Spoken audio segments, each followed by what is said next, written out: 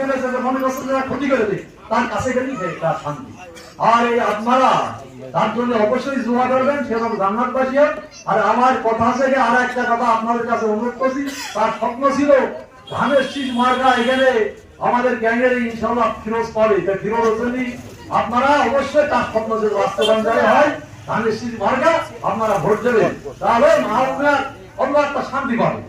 আর কথা থেকে এই এলাকায় যে অশান্তি করে আপনারা অবশ্যই বলবেন, আমরা যাতে তার অনুসর্গে চলতে পারি। এবং এই এলাকায় যে কথা আমাদের রাস্তা, ওই সময় মাহবুবের নির্দেশে রাস্তাটা হয়েছিল, এখানে কোনো কিছু এই পাড়া ধরে মানসিক কথা করি যে কথা আনিস ভাই বলেছে, এখানে মাহবুবের জন্য হয়েছে। তা দেখ তা শুধু দেখেন না, নুরানি কলেজের প্রতিষ্ঠাতা কিন্তু মাহবুবুর রহমান।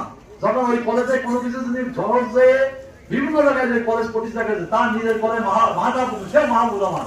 এবং অনেক কালীগঞ্জের যে কোনো প্রতিষ্ঠান, শিক্ষা প্রতিষ্ঠান, সব কিছু মাহবুবুর রহমানের অবদান আছে।